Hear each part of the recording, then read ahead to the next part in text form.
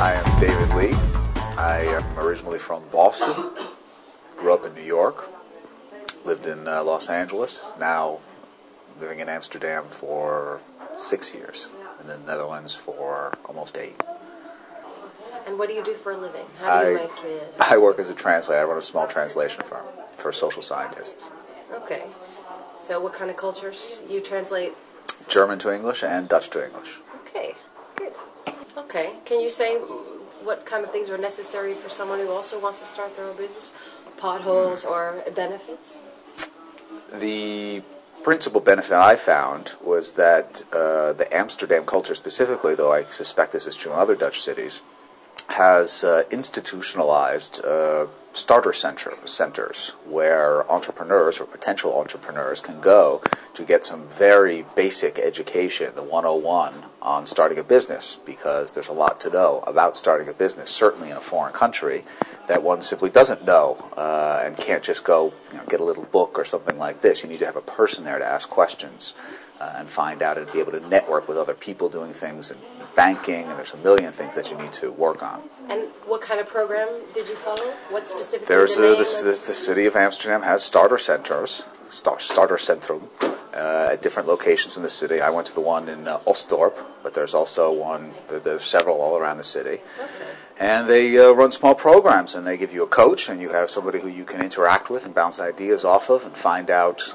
get names of lawyers and accountants and all the things that you need to do to get businesses started. That's great. It was very good. It was very reasonably priced, and it was a real boost to be able to do the project with a bunch of other people doing, of course, completely different things. This one's opening a boutique, and this one has an idea to make bicycles and all kinds of different things. Oh, wow. But we were all doing this part of it together, which was the jump, starting a business in Amsterdam. So that was fun. Okay. The most important thing for anybody trying to settle in the Netherlands is getting the equivalent of a social security number, a SOFI number.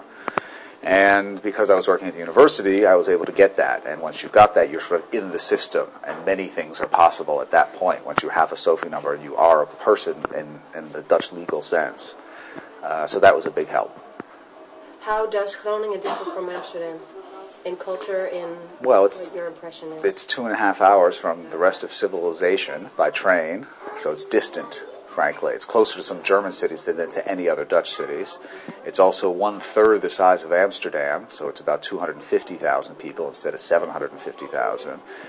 And it's a largely university city. It's a small town that's dominated by thousands of Dutch students, international students showing up. And here, because the city's bigger, though there's 2 universities, it's integrated much more into a much more vibrant life. There's much more that happens in Amsterdam, despite the fact that Groningen is a lovely city. How is it being an American living in Amsterdam? Easy, relatively speaking. I've lived in Switzerland and in Germany and in France as well.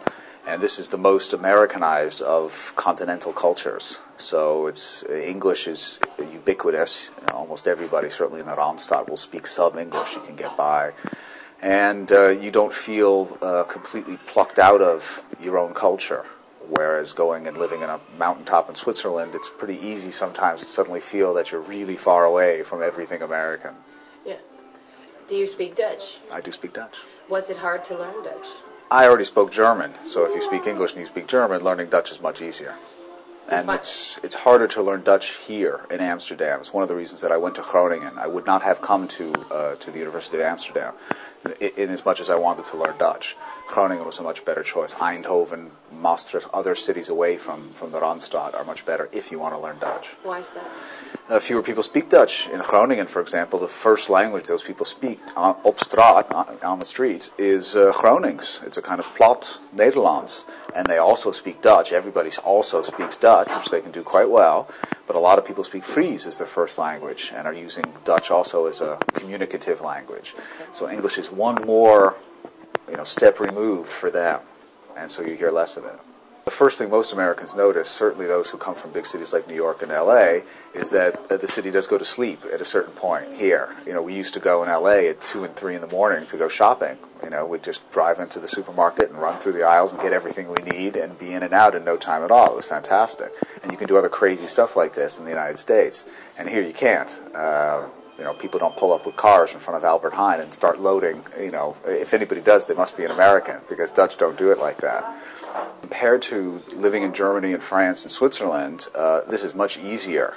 In fact, this is much more like living in Britain, like living in the United States. How so? The Dutch are more secular. It's a more secular culture. So Sundays is not quite as sacred a day here as it is in other parts of Europe, Catholic Europe specifically. And that means that you can go get food and you can go even do some shopping and stuff like this on a day that we normally would, where, in some parts of Europe they don't. Yeah. How do you get around? By bike, everywhere. Yeah?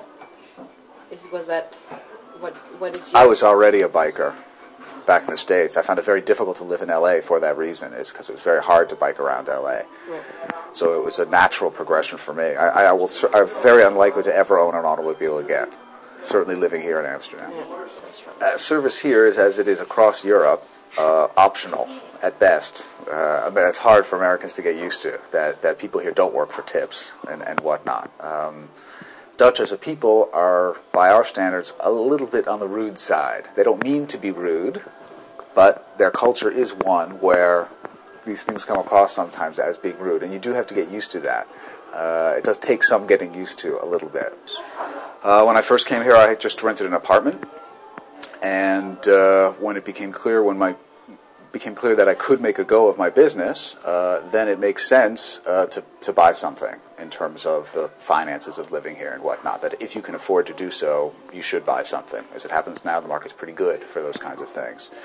I bought a fixer-upper. They're around still, places that are relatively cheap because they need some work.